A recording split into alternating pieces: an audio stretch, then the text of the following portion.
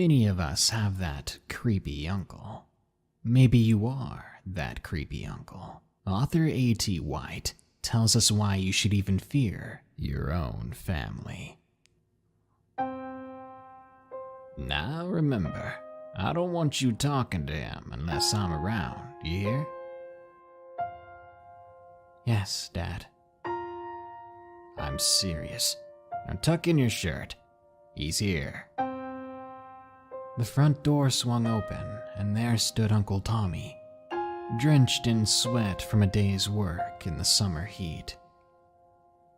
"It's a scorcher out there, ain't it?" he said, putting his bag on the floor and untying his boots.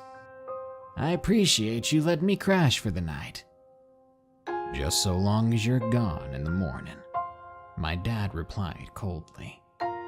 "Of course."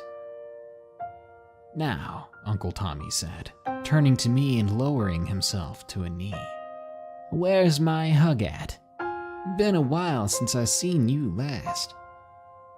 I took a couple of steps toward him and leaned in for a hug.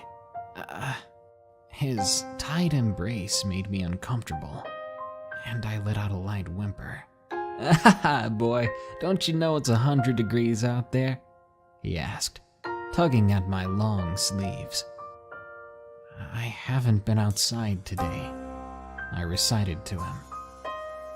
"Don't you have some chores to finish up?" Dad interjected. I knew that was my cue to leave, so I shuffled off to my room. Later that night, I lay in bed. I tossed and turned, unable to get comfortable, when I heard the thud of footsteps in the hallway outside my bedroom.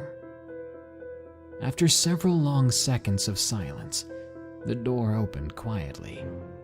The dark silhouette of a man entered the room, and the door closed again. For several more seconds, there was nothing but unrelenting silence. I might have thought I had dreamt it all if it weren't for the sound of a hushed breath being carefully released. I could feel him getting nearer. The warmth of another person in the room was unfamiliar at this hour. I was not prepared for this. I prayed he would go away, to even come back in the morning if he must. He reached down and touched me. He rolled me onto my stomach and lifted up my shirt. From the corner of my eye, I could see two things: the faint beam of a pocket flashlight, and Uncle Tommy's eyes studying my bare skin. His rough fingers ran up and down my back. Suddenly, he got up and walked to the bedroom door and left. I tried again to fall asleep, eventually succeeding. He was gone by the time I awoke. Around noon, the phone rang while my father was out. "Hello," I said. "Hey, buddy." "Uncle Tommy?" "Yeah, your dad around?" "No, sir. Went to the store." Good," he said, sounding a bit nervous. He paused for a moment. "I'm calling about last night. I don't know if you were awake or not." "I was," I replied. "Well then, I'll just get right to it. I've got a question for you, and I need for you to be honest with me. Can you do that?" "Yes, sir."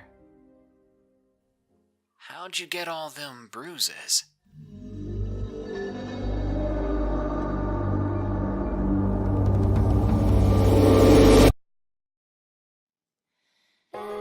Well, did you see that coming? I guess sometimes it's the closest family members that hurt us the most. Thanks for watching. Be sure to subscribe for more videos like this, and leave a like and share with a friend to spread the scares. I hope to see you again real soon for another scary story time.